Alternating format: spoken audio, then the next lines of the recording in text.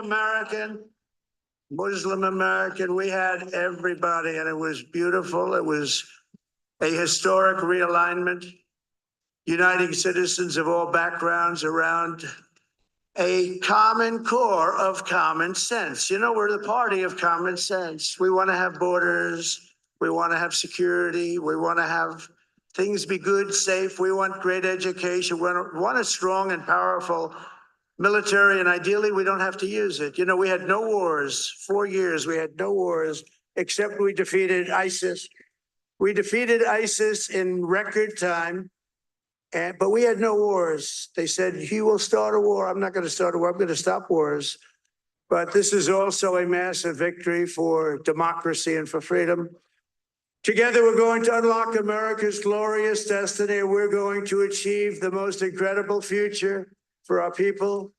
Yesterday, as I stood at my last stop on the campaign trail, I'll never be doing a rally again. Can you believe it? I think we've done 900 rallies approximately from them. Can you imagine? 900, 901, something, a lot of rallies. And it was sad. Everybody was sad. Many people, I said, this is our last rally. But now we're going on to something that's far more important, because the rallies were used for us to be put in this position where we can really help our country. That's what we're going to do. We're going to make our country better than it ever has been. And I said that many people have told me that God spared my life for a reason.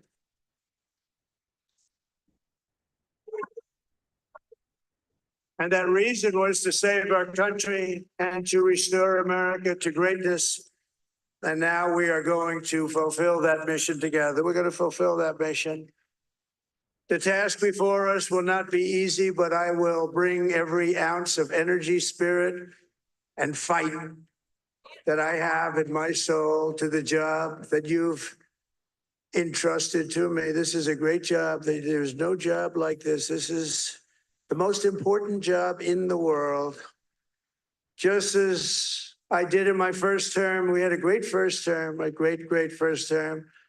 I will govern by a simple motto: promises made, promises kept. We're going to keep our promises. Nothing will stop me from keeping my word to you, the people. We will make America safe, strong, prosperous, powerful, and free again.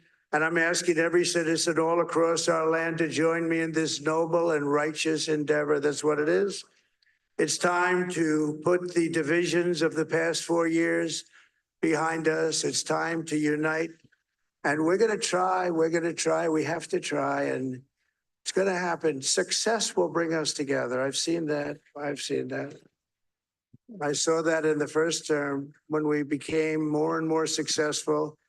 People started coming together. Success is going to bring us together, and we are going to start by all putting America first. We have to put our country first for at least a period of time. We have to fix it, because together we can truly make America great again for all Americans. So I want to just tell you what a great honor this is. I want to thank you. I will not let you down. America's future will be bigger, better, bolder, richer, safer, and stronger than it has ever been before. God bless you, and God bless America. Thank you very much. Thank you. Thank you very much.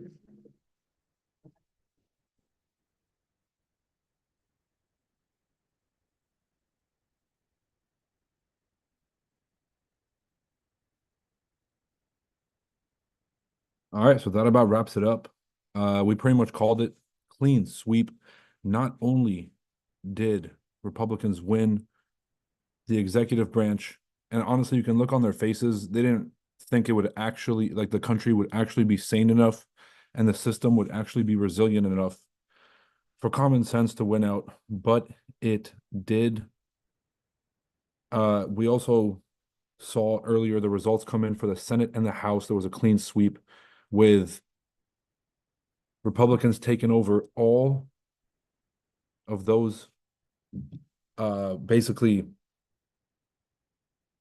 this is going to be insane. I don't think we've ever seen a comeback like this in political history in the United States. where there was supposed to be a red wave in 2022 that never came. That was a massive flop. And then all of a sudden, the country just kind of got fed up with the direction we were going.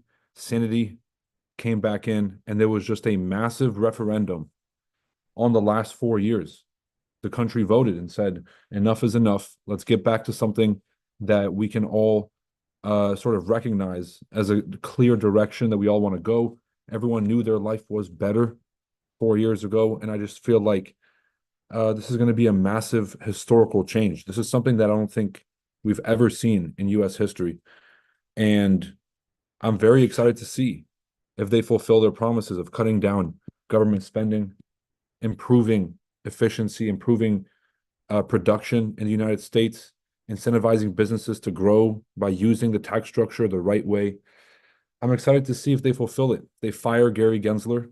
Please, God, fire Gary Gensler from the SEC. Let's bring crypto back to the United States. Let's make the United States the leading hub for crypto in the world. So, ladies and gentlemen, that about wraps it up. We kind of got here at the end. We were having some connection issues, but rest assured, we're going to do a full recap tomorrow for Trump's speech. Now, obviously, it's very late, and everybody here has been sitting here all day. They're ready to go home. And so Trump was very respectful, kept it short and sweet. I expected a bit of a longer speech, but this was perfect. It was about unity. There was a few times he wanted to go off script, but kind of checked himself. And I just think this is a new direction for the country, because last thing I'll say about this is I feel like in 2020 and 2016, a lot of people saw Trump as like a father figure. But some people saw it in a good way. Some people saw it in a very bad way. They're like, oh, this is a very toxic person, etc. Now he's kind of gotten older. I feel like Trump kind of represents the grandfather figure. People are letting him get away with a lot more, and really just kind of giving him the benefit of the doubt, and kind of trusting that the wisdom really is one of his strengths, even though, his mannerisms aren't. Everybody gives their grandpa that sort of leeway, right? You do wild shit all the time, and you're like, all right, what are you gonna say? And so I kind of feel like we've gotten to that point, and maybe this is a good direction, less intense, but still the same focus and direction. Great team around him. JD Vance, honestly, I was one of those skeptical people at first. Ended up being a great pick. He did show up to every single one of the opposing media. He is extremely well spoken. He's a very successful venture capitalist investor. He worked under Peter Thiel, one of the smartest investors in Silicon Valley. So if I'm going to be honest, I think Trump does have the experience now to look around and say, okay, who are the right people to hire around me? Not these sort of Washington stooges. But I'll be honest, 75 days or however long it is, it's a long time. And there's a lot that they can do between now and January 20th to, I don't know. They're going to cause some havoc. They're going to put him in lawsuits. They're going to try to hit him with the book for the January 6th stuff. And this is not over yet. But I think the country is going to be headed in a new direction. We were all exhausted of this shit. Just the election, just even thinking about it. Can we please just get back to normal? And we're finally here. So, ladies and gentlemen, with that being said, catch you guys tomorrow. I think we're going to have a very successful trading month. Don't get too excited. I know that crypto is booming. I know Bitcoin just hit all-time highs. I know everybody's hyped up. Oh my gosh. That's the last place that you want to be chasing. That is the last place you want to be dumping money in, is during the peak hype.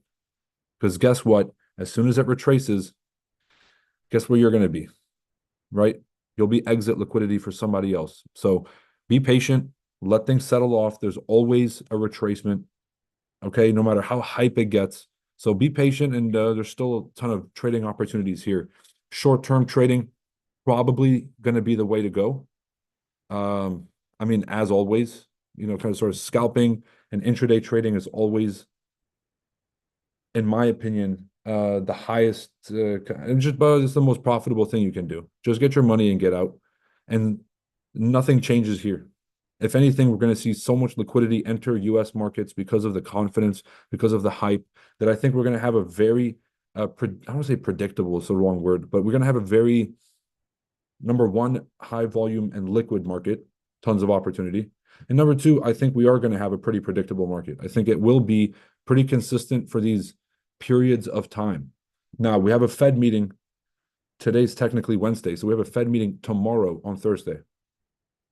All right, so they're going to be, because of the election, the Federal Reserve had to push their meeting to Wednesday, and then they're going to end up doing the press conference on Thursday.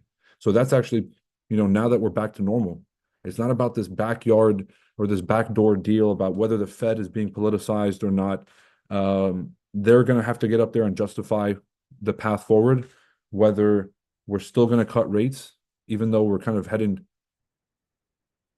like into an already stimulatory environment. We don't really need to cut rates to stimulate. And so why would we do that and kind of risk inflation? But anyways, we'll talk about that tomorrow. Happy and safe trading, everybody. And just try to get some sleep. All right. This is not going to change your life. You still have to wake up and do what you need to do. Take care of your responsibilities. So focus on that.